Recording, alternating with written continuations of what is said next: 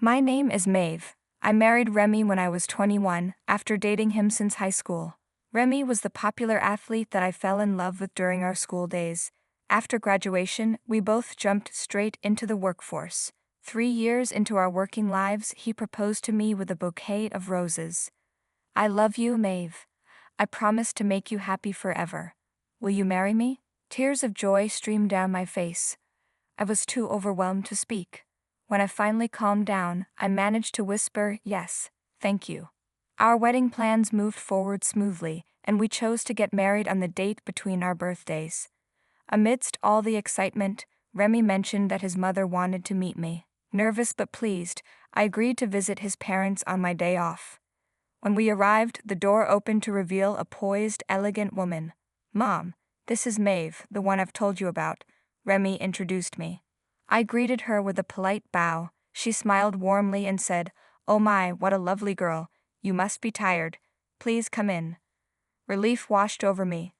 I had worried about what kind of person she would be, but she seemed kind and welcoming. I thought, if she stays like this, we'll get along well.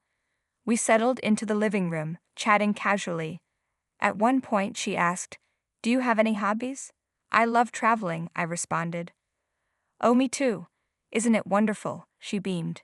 The conversation flowed easily, until Remy excused himself to use the bathroom. The moment he left, her demeanor changed completely. She turned to me and said in a sharp tone, "Maeve, can I speak with you for a moment?" Startled by her sudden shift, I hesitantly replied, "Of course. What is it?" Her eyes bore into mine. "Can you do household chores?" I gulped. "I can handle the basics," I answered cautiously. She let out an exaggerated sigh. "How unfortunate that Remy chose to marry someone like you." My heart sank. Unfortunate? The warm welcome from just moments ago shattered instantly. I stood frozen, unable to respond. Then she said something even more shocking. "Can you two just break up?" My breath caught in my throat. "No, you can't just say something like that out of nowhere." At that moment, Remy returned. "What were you two talking about?" he asked. His mother quickly masked her hostility. "Oh, just chatting about cooking," she said with a sweet smile. Then, as if nothing had happened, she added, "You know, Remy, once you're married, Maeve and I will have to support this household together, right, Maeve?" Her smile was pleasant, but her eyes held something far more menacing. I forced a weak smile in response. From that day forward, every family gathering became unbearable. I could only endure them with a polite but empty expression. As our wedding approached, the topic of living arrangements came up. I hesitated before asking, "Remy, would it be okay if we lived on our own at first?" But Remy was enthusiastic. "My parents are really looking forward to having us. Besides, didn't you say you wanted our own place someday? Living with them will help us save money." I had no choice but to agree. Financially, his reasoning made sense. Even though I wasn't excited about it, I decided to go along with his plan. However, once we moved in, things quickly became unbearable. "Why are you so incompetent? How could you possibly think you were fit to be Remy's wife?" My mother-in-law sneered. She constantly criticized me, dumped all the housework on me, and never missed an opportunity to belittle me. Day after day, her words chipped away at my patience. A year into our marriage, Remy's job was relocated, and we had to move away. This was a blessing in disguise. We only visited his parents during Thanksgiving and Christmas, and for the first time I felt a sense of relief. But then, on our third New Year's Eve as a married couple, Remy suggested we visit his parents. Though I wasn't thrilled, I agreed. After all, we didn't see them often anymore. The day after we arrived, Remy went out drinking with his old friends, leaving me alone with his mother. My father-in-law had accompanied him, meaning I was stuck with her for the evening. I had hoped to relax, but instead she ordered me to clean the entire house. "All of it?" I asked, surprised. "Don't question me, just do as you're told," she snapped. Although I felt uneasy, I didn't want to cause trouble, so I reluctantly obeyed. As I cleaned, she watched my every move. "You missed a spot. Didn't I teach you how to clean properly when you lived here before?" she scoffed. And then, as always, came the insults. "It's such a shame that Remy has to be stuck with a wife like you," she muttered. I wanted to fight back, but I bit my tongue and kept working.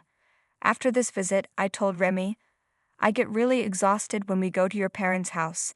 I'd rather not go too often. Instead of understanding, he scolded me. You should come home for New Year's like a proper wife. Mom really looks forward to seeing us. It was useless trying to explain. His mother never showed her true colors in front of him, only when we were alone. And so, year after year, I endured our annual New Year's visit, convincing myself it was just once a year. But in reality, every trip to my in-laws' house was nothing but pure misery. I had planned to stand up to my mother-in-law if she made any remarks on the way to their house, but when the moment came, my throat tightened, and tears welled up instead. No matter how much I wanted to speak up, I just couldn't. Even when she threw sarcastic comments my way, I remained silent. But everyone has their limits. Before our 5th New Year's visit, I finally decided to open up to Remy. I know this might sound sudden, but I don't want to go to your parents' house anymore. I can't deal with your mother, I confessed. Is it because of her snide remarks? He asked casually. I stared at him shocked. Wait, you knew? I've noticed a few things, he admitted, still scrolling through his phone. If you knew, why didn't you do anything? Do you have any idea how hard it's been for me all these years? My voice trembled as tears spilled over. But instead of comforting me, he sighed as if I were being unreasonable. Maeve, you're alive, aren't you? Just try a little harder. My mom is just trying to guide you because you're struggling, he said dismissively. At that moment, something inside me broke. He had known about the bullying all along and chose to do nothing. Worse, he thought his mother was right. Everything felt pointless. I gave up. Too drained to argue, I followed him back to his parents' house that year. As expected, my mother-in-law wasted no time putting me down. I told you last year, yet you still haven't improved, she said with authority. Had Remy told her I complained about her treatment? Her remarks were more pointed than ever, almost as if she were taunting me. To make matters worse, Remy laughed along whenever she scolded me. Can't you do anything right in your husband's family home? He sneered. And yet, at home, he never lifted a finger to help me with household chores. Everything was left to me. With each insult from my mother-in-law and every laugh from my husband, the frustration inside me boiled over. Before I even realized it, I had removed my apron and faced my mother-in-law head-on. I'm leaving, I stated firmly. She scoffed. Leaving? What are you talking about? A wife doesn't just walk away without doing her duties. Are you crazy? Do you expect me to do everything for you? Yes, please. Or better yet, do it yourself if you have so much to say about it. I snapped. I'm done. I'm leaving. Without another word, I packed my bags and walked out. There was no reason to stay. I didn't care about their angry shouts behind me. I just kept going. As I sat on the train home, I repeated to myself, this is the right thing to do. When I finally arrived, I ignored the flood of messages from both my husband and mother-in-law. I had no interest in what they had to say. A few days later, Remy showed up at our home. Let's get a divorce, he said. What? Divorce? I asked, startled. You disrespected my mother, he said coldly. She's had enough of you. Then, without hesitation, he added, besides, I have a girlfriend now. She's younger and cuter than you. My mom thinks I should be with her instead. I stared at him in disbelief. That's cheating, I pointed out. Yeah, so what? You brought this on yourself. You and my mother were both such a pain to deal with, he said, completely unfazed. At that moment I felt nothing. No anger, no sadness, just emptiness. Maybe, deep down, I had hoped he would regret everything. That he would apologize, change, and finally see what he had done to me. But I realized how foolish that hope was. Okay, I understand, I said simply. I packed my things and left.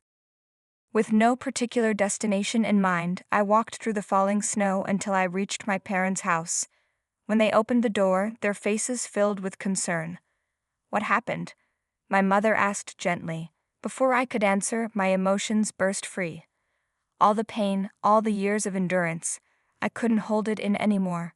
I sobbed uncontrollably as my parents comforted me, rubbing my back as I cried. After I calmed down and told them everything, my mother wiped her own tears while my father turned red with anger. You did well, he said, patting my head. At those simple words, fresh tears spilled down my cheeks. Since my father had connections, he introduced me to a lawyer. With their help, I uncovered the truth behind my husband's family's finances, everything crumbled. My father-in-law, after learning what his wife had done, decided to divorce her and kicked her out. As for my ex-husband, news of his affair spread quickly at work. After all, his mistress was a junior employee.